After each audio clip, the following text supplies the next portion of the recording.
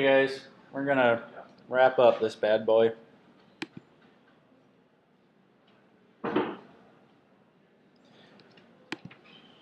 Alright, so I'm gonna force the app to break. I'm gonna go in here and I'm gonna look for an artist with the ID of 8675309, and I should get this thing. So what could we do to the, don't need that flash inspect anymore, what could we do to this show route, or excuse me, the show action to control for that? How could we prevent just this thing from breaking? What do we put in there?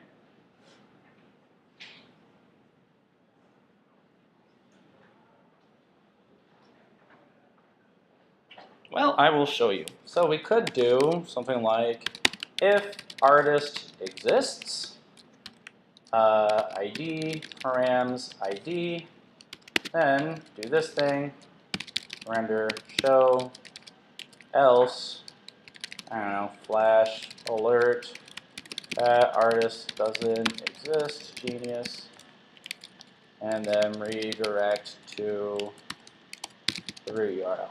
And that would work fine. Let me make sure that would actually work fine. Yeah, there we go. That artist doesn't exist, genius. So that's fine. That's one way to do it.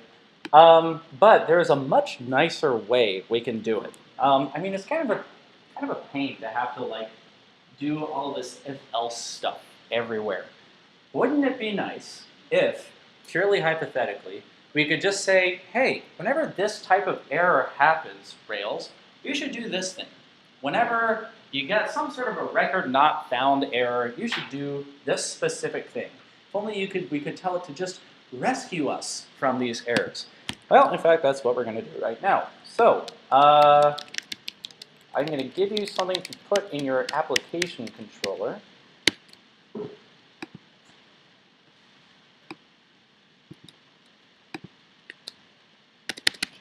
Oh, we are not question 1, we're question 5.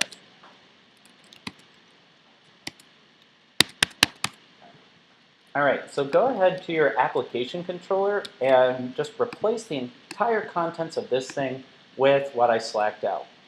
So it should look like that. Now, you don't have to have this comment at the top.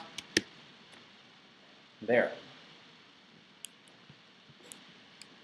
And now I'm going to show this thing in action. I'm going to go to localhost 3000 artists 8675309, and I get that record doesn't exist.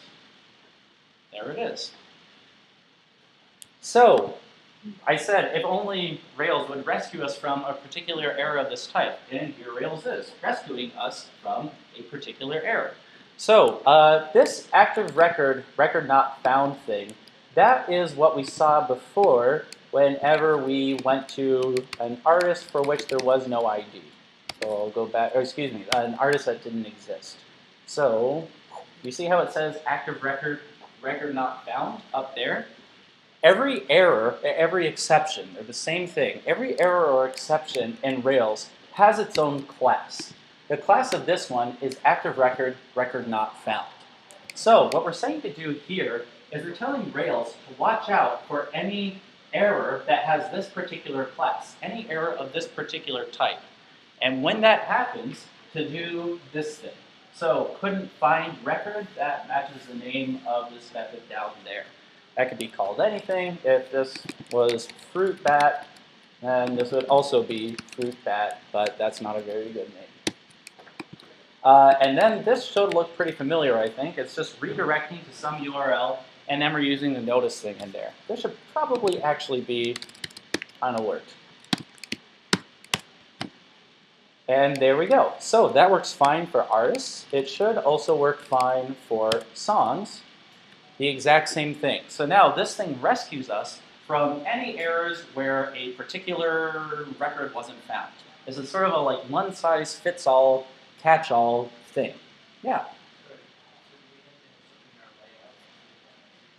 What you have to have in your layout is what we put in way earlier, which is this flash each do. I mean, if you don't have that in there, then it'll still work. You just won't get that nice message. Or there won't be anything there.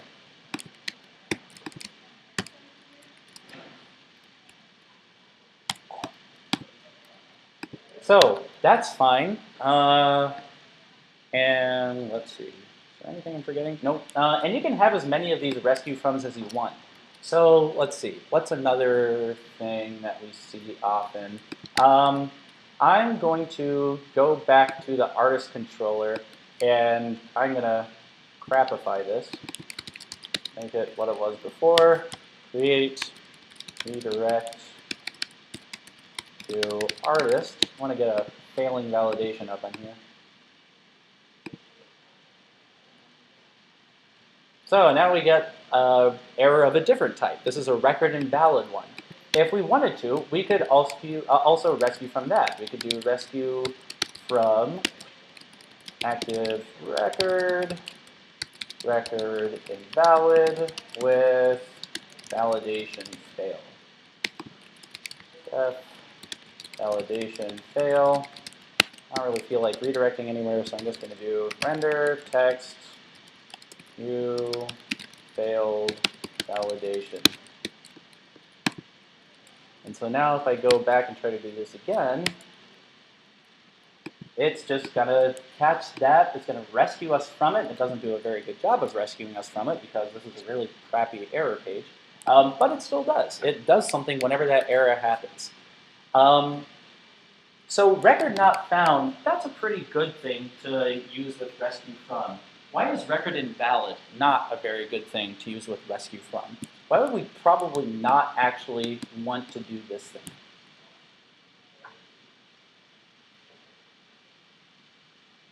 Chris? Yeah, exactly. That's like, well, great, I failed validation. Thank you for giving me constructive feedback on which I can change my form. We're not telling the user what to do. So you could do this, but you probably wouldn't want to. And so I'm going to change this back to the right way to do it, which is this thing. Any questions about this, the whole rescue from thing? Samir? So you could use that redirect to a whole new Yeah, sure. I mean, heck, you could use this to redirect to like Google if you want. I don't really know why you would, but you could. Oh, you know what? You know what would be fun is you could do something like search Q equals how to not suck at life. And then I'm going to go to artists / 8675309. There we go. So you could do that, but that also probably wouldn't make for a very good user experience. Just going down on the limb. I've never been on the web and seen any red with movie trailers. That's a good enough for the Yeah. Yeah, I have seen some before. I actually found one when I was prepping for this class. So there's a site called Let Me Google That For You. Let's see. Let me see if I can trigger this again. Somehow I ended up like over here, and oh, looks like it's a Rails app. So this is Rails default 404 page. So looks like Let Me Google That For You is based on Rails. This isn't one of those like error pages that we saw before, but still, if they really had this thing locked down, then they probably would have put in their own 404 page for that. So you'll probably see it sometimes, but this is one of those things where you just sort of try to anticipate all of the dumb things your users can do, and then try to control for all of those.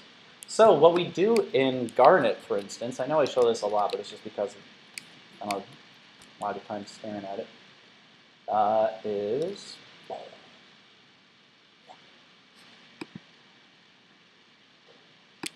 you guys are totally welcome to like go poke around in here. All the sensitive data is in the database. It's not in here. We have our own rescue from in here.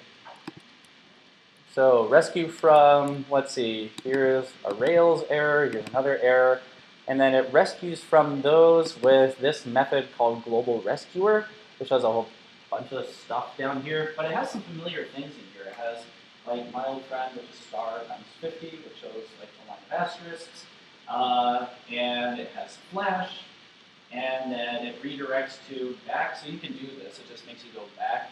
It also redirects to error paths. So we made our own error controller, which I don't think is even doing anything right now. It also has all this Rails logger stuff. If you're wondering what that is, it's almost the exact same thing as puts, but it's just sort of a more formal version of puts. So puts is really only used like for if you just want to test something right now. You probably wouldn't leave putses in your code. Rails logger is much more intentional. It's saying, hey, I actually want this thing to be left in my logs to look at later.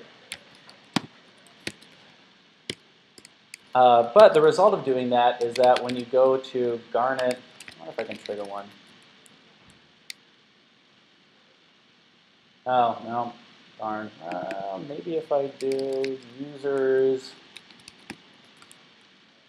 No, well, apparently we didn't do a very good job. So here's one example of an app where you're seeing those same error pages, which we should probably lock down. So here. How do you put it here on the It's actually really simple. If you look down here in this public folder, you see this 404.html right here. Just change this to whatever you want. So let's see. Well, I can't make it work on here because if I try to go to something that doesn't exist, it's just going to give me like a routing error. But you would just change this to however you want. Like this looks familiar. The page you were looking for doesn't exist. Blah blah blah. And that's exactly what we saw before. So just change that. Other questions?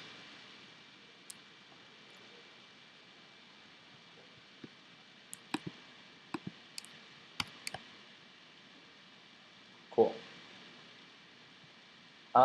So I want to talk about the different types of errors for just a second. And this is going to be the second to last thing we do as a class today. Let me reload my Rails console. Okay, so the type of error we saw before was an active record, let's see, record not found. I think it was that. So check out what happens if I do new.class. Isn't it the exact same thing? It's terribly exciting. But if I do superclass, then that gives me the class that record not found inherits from.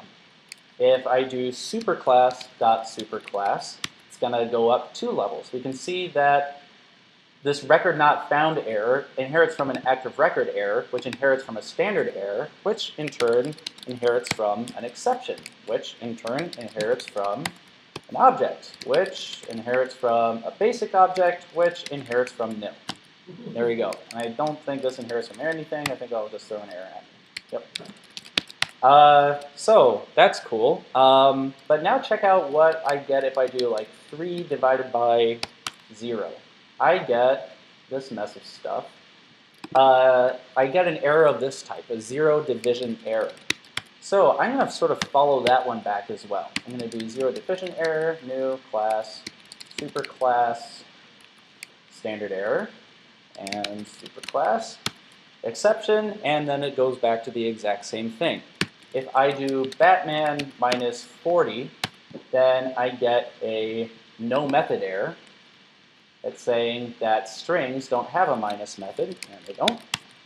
And if I follow that one back, first I get a name error. Oops, crap. Back to just class, super class. I get name error, and then that, I believe, inherits from standard error. So virtually every error in Ruby inherits from standard error, which also inherits from exception. Pretty much every error inherits from standard error, which inherits from exception.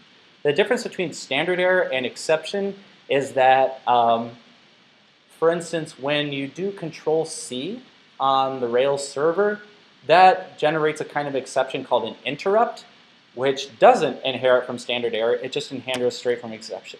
So that's all very cool. Why do we care about this? Well, it's because if you wanted to, you could go in here and you could just say rescue from exception with something broke. Oops. And then just say this developer sucks. And now if I go to artists slash 8675309, it's going to, whoops. There we go. So I do that, it's going to say that when we put something like, I don't know, when we put Batman minus 42 up here, oops, gonna yell at me. Oh, that's because this tells it to redirect to the root URL, and I'm trying to go to the root URL, so it's looping infinitely. Fine, I'll go to /artist/1. It does the exact same thing. So this is going to rescue every single error that happens in this app. It's going to respond the exact same way for every single error that happens in this app. This is probably something you would never want to do because, again, it gives no feedback. This developer sucks is not a useful error message at all, and it just makes you feel bad. It's not something that you would ever actually do in an app. You could if you wanted to. If you really wanted to make sure they never see a page that breaks, you could do this. But it's not encouraged. The important thing, though, is that this is an easy way of rescuing from multiple errors of a certain type. So you could just rescue all of your active record errors in one fell swoop with this thing, or all of your controller errors in one fell swoop with this thing. Any questions about that? Error types? Samir? That's only, this isn't really useful at development. At development stage, it's more for putting in production. I would say it actually is useful in the development stage because... Not that. Oh, well, yeah, no, this is not particularly useful. But what I might do is something like standard error, do that. And then up here, I would do rescue from active record, record not found. And I might do a rescue from, I would have a whole bunch of rescue froms. And then this one would be the very last resort. So it's going to go down this list anytime there's an error. And it's going to look for one that matches. If it doesn't find any, it's going to do this one. So this would be my last resort. If I have no other error handler in there, then it's going to do this, which is still a way of ensuring that my user doesn't see a broken page, which just makes me look a little bit more intentional. So I would only ever use this as a last resort. It should always be at the very end of the list. But you could put it in there, and that might not be a bad idea, actually, just to make sure that no broken pages ever show up for your users.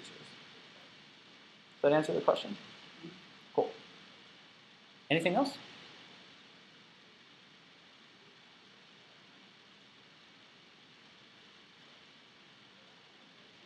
All right, that was the second to last thing. The very last thing is nothing to do with Rails at all, actually.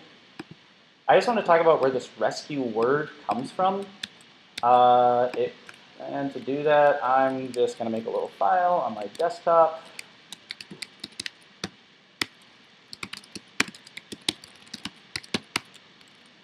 And inside it, I'm going to put 3 divided by 0.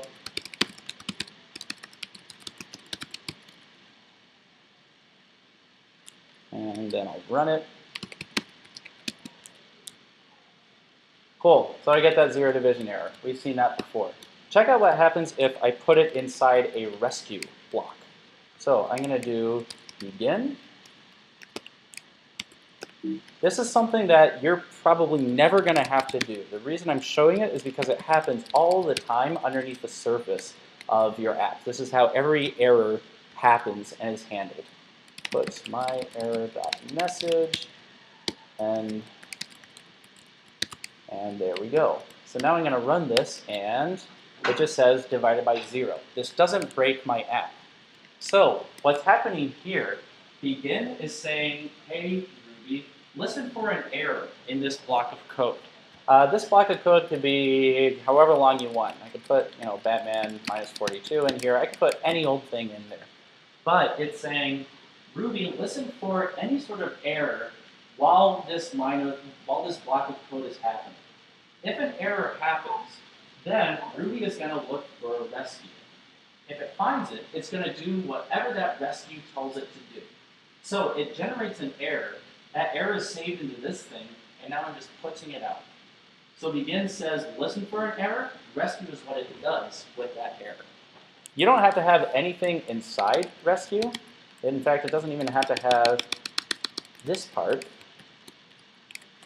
But that just means it's going to fail silently, which you don't really want. So there's that. As soon as it detects an error, so before we got the divided by 0 error, now we're going to get the no method error for Batman because it comes first. So whenever it runs into some sort of a fatal error, it's going to stop whatever it's doing, just as if it was a return statement, and it's going to start looking for a rescue. It's always going to stop whatever it's doing. The last thing, how these errors are created to begin with, is with this word called raise. So if I do raise potatoes,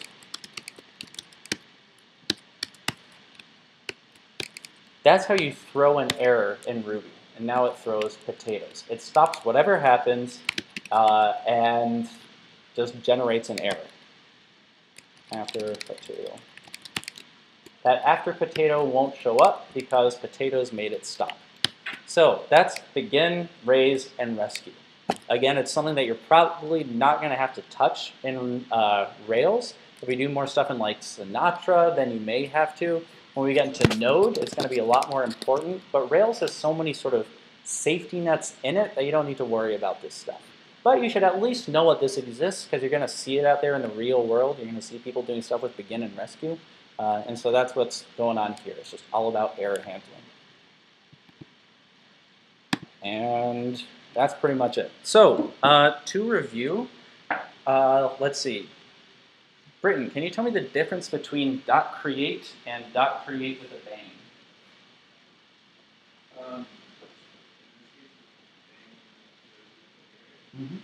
Yep. So the bang makes it break the app, makes it show all the errors. Let's see. Chris, what does rollback do? So you see rollback in your server log. What does that mean? There's an error, it couldn't do something, so went back to the previous. Which it couldn't do something. I think that was Yeah, couldn't save something to the database. Let's see. Nathan, what does it mean when something fails silently? Yeah, exactly. No error message. And last but not least, how about Q? What's the difference between an error and an exception? It's a trick question.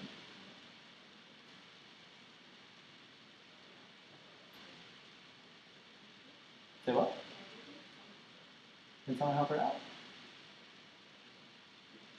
Nothing, exactly. There's not a difference between error and exception. We did see the word exception up here. Well, it's gone now, but we did see rescue from exception, but really an exception is just the exact same thing as an error. They're the same thing. Cool. That's pretty much it. Any questions over anything that we went over in this class? Let me preface that by saying that, I mean, again, this isn't stuff that'll make your app run any better, but it is stuff that'll make it make for a better user experience, which is why we're going over all this.